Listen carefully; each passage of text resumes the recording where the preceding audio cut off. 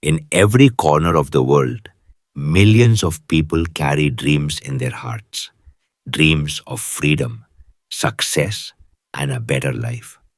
But most of these dreams die before they even begin. Why? Because people wait for the perfect moment, the perfect amount of money, or the perfect opportunity. But what if I told you that the perfect moment is now, and you don't need much to start? Listen to this real story carefully, because it might change the way you think forever. In a busy city, there lived a young man named James. He was 28 years old and worked at a small factory where he earned just enough to survive. Every month, after paying rent and buying food, he had almost nothing left.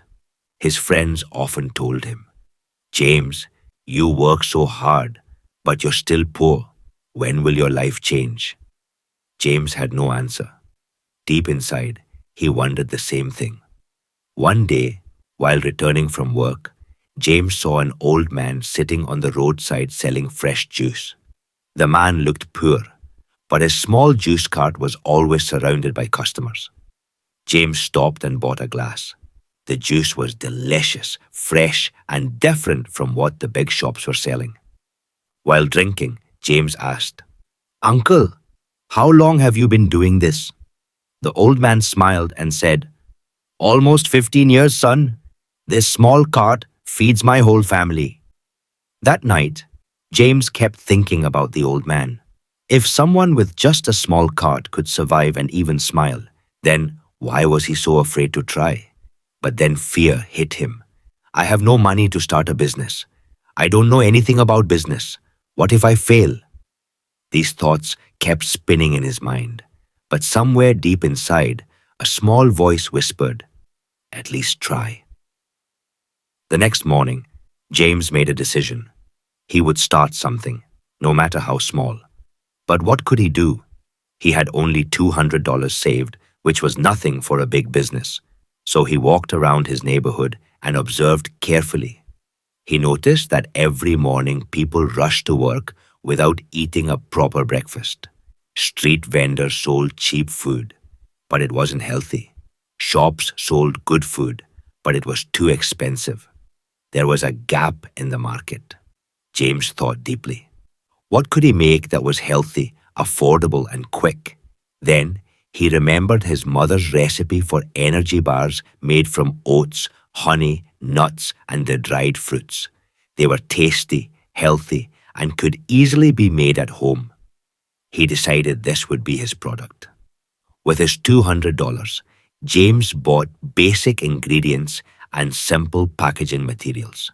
Every night after work, he started making energy bars in his small kitchen. The first batch was only 50 bars. He didn't quit his job because he still needed the salary to survive. Early every morning, before going to the factory, he visited nearby offices and small shops, offering free samples. Most people ignored him. Some didn't even look at him, but James didn't stop. After 2 weeks, after 2 weeks of rejection, finally a small coffee shop owner tasted his bar and said, This is actually good. Leave 20 bars with me. If they sell, I'll order more. James felt a spark of hope. Within 3 days, all 20 bars were sold.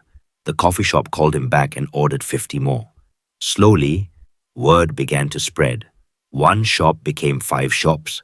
5 became 15. But James faced many problems along the way. Sometimes the ingredients ran out.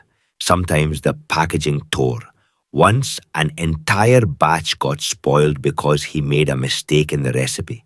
He lost money, but he didn't give up. Every failure taught him something valuable. He learned how to manage inventory, how to negotiate prices with suppliers, and how to maintain quality consistently. After 6 months, James was making enough profit to match his factory salary. Now he faced a big decision. Should he quit his job and focus completely on his business? It was risky, but he took the leap. He left the factory and rented a small production space. He hired 2 helpers and bought better equipment. His production increased, and so did his sales. 1 year later, James was supplying his energy bars to more than 100 locations across the city. His small kitchen business had grown into a proper company. But success didn't make him arrogant. He never forgot his struggles. Instead, he started training young people from poor backgrounds, teaching them his business model so they could also start their own small ventures.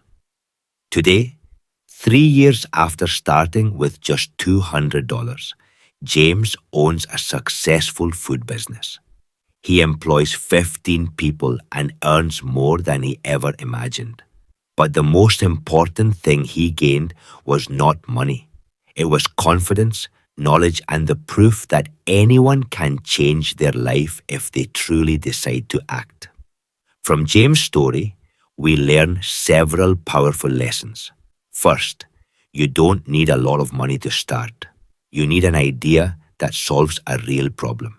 Second, rejection and failure are not your enemies. They are your teachers. Third, success doesn't come overnight. It comes from consistent effort, even when no one believes in you. And finally, the biggest risk in life is not taking any risk at all. So if you have a dream sitting inside your heart, don't let fear kill it. Start small. Start today. Start with whatever you have.